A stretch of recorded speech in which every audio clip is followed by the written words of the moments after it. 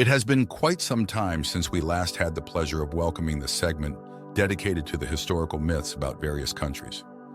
We have already delved into and dissected the fascinating tales and misconceptions surrounding nations such as Germany, Japan, France, and even the vast expanse of the Russian Empire. Now the moment has arrived for us to address the proverbial cherry on top of the cake, and as you might have already surmised, our focus will turn to the United States of America. This country stands as a unique case in the annals of history, a superpower on the scale of the Roman Empire that by historical standards emerged seemingly overnight. Consequently, its history is exceptionally well documented, which makes it all the more amusing to note that some myths about the history of the USA are still cited, even within American textbooks themselves. For instance, take the myth that the inhabitants of the USA are predominantly descendants of the British. Let's be honest, nearly all of us, if not equating the two countries outright, at least consider them to be something akin to siblings, where the younger has dethroned the elder. However, this is far from the truth. To begin with, of the first 4 European colonies in the New World, exactly none were English. Port Royal and Fort Caroline were founded by French Huguenots, while St. Augustine and Fort Saint were established by Spaniards. The first European language spoken in the New World was, in fact, Spanish. English only appeared in America half a century later. The situation becomes even more entertaining when we look at the United States Census of the year 2020. There, 25 million people claimed British settlers as their ancestors, while a staggering 49 million people traced their lineage back to, wait for it, Germans. Yes, the very same nation that, it seemed, merely held the candle while the likes of France, Britain, Spain, and even the Russian Empire grappled over the fate of the USA. But the reality is that Germans constitute the largest ethnic group in the United States. This isn't just about jokes regarding where Germans fled to in 1945. Centuries before that, they were emigrating to the New World, both in organized groups and individually, with Germans who, back in the 15th century, didn't even have a unified nation leading the charge. It just so happened that the British Empire emerged victorious in the Grand Colonial Contest. And this melting pot of English, French, Germans, Spaniards, and other people simply learned English for the sake of convenience, much as the whole of continental Europe once learned French. The American War of Independence was not a conflict between the British and their own settlers in the New World. It was a struggle between the British Empire and its rebellious colonies, whose inhabitants already considered themselves Americans, regardless of their origins. Even so, there were nuances. For example, the first official census in the year 1790 showed that 1 in every 10 residents of the USA still spoke German. Frederick Muhlenberg's father, who became the first Speaker of the Congress in 1789, was born in Germany and had even participated in drafting a bill to translate all laws into German. It was rejected by a single vote, meaning the USA could have been founded as a bilingual country. There's another historical myth related to this. Some schools even teach that the German founding fathers of the USA wanted to make German the second official language. However, as we've clarified, this is not true. The discussion was only about translating laws. Returning to the earliest settlers, let's discuss another myth, that the first settlers in the New World were solely adventurers, dissenters, criminals, and those who had a hard time in Europe.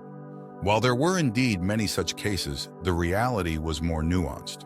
For instance, in January 1733, King George II of Britain commissioned James Oglethorpe to create a colony where debtors from overcrowded British prisons would be relocated, leading to the establishment of the province of Georgia and its capital, Savannah, which stands to this day. However, not all who ended up in debtors' prisons were swindlers. Many were simply unlucky, an open question. But even setting that aside, there were hundreds of thousands of Puritans who fled Britain, which continued to be religiously tumultuous. In short, after Pope Clement VII refused to annul King Henry VIII's inconvenient marriage, the Anglican Church was established, and Catholics and Puritans persecuted each other depending on who was in power.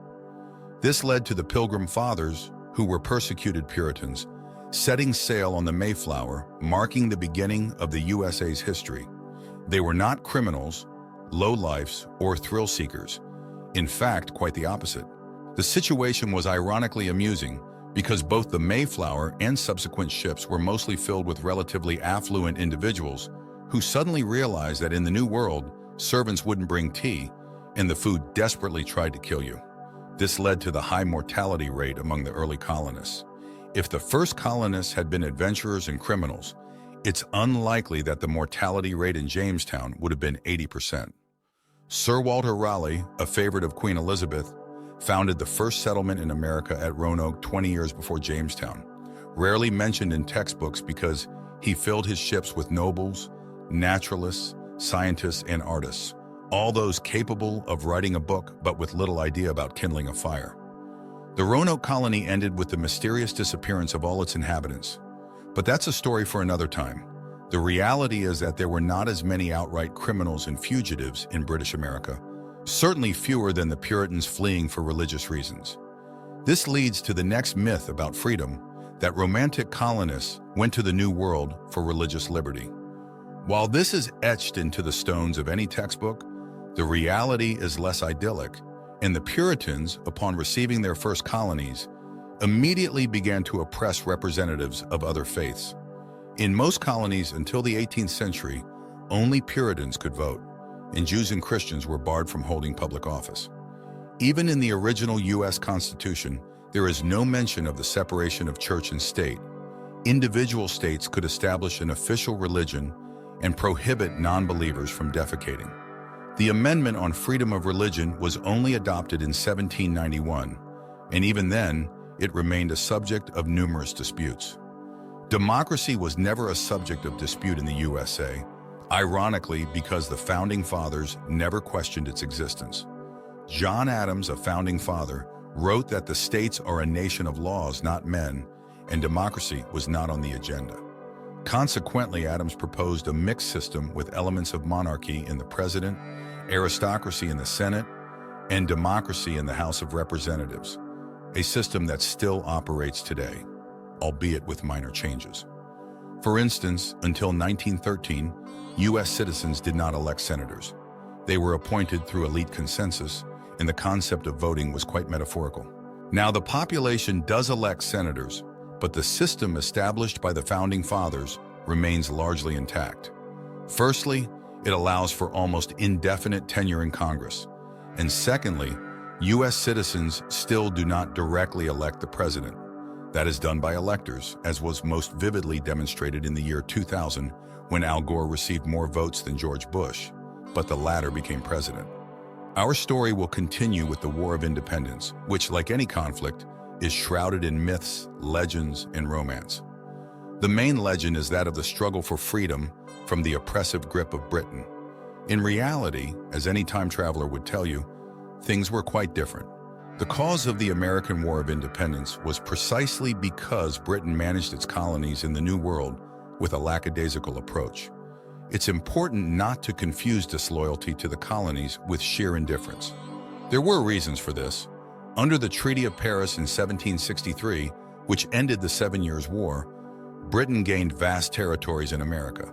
These lands were far from being solely populated by the British, and how to manage and profit from them was utterly unclear. These are the real reasons for the War of Independence. Britain simply failed to establish a proper management system, and on the other hand, to extract profits, it resorted to the services of private corporations that, gaining financial and political weight in America, began to care little for Britain. Why pay taxes to someone across the ocean, especially when the inconsistent policies of the British Empire led to sudden and radical changes in economic policy? From a military perspective, the War of Independence was not a battle of David against Goliath.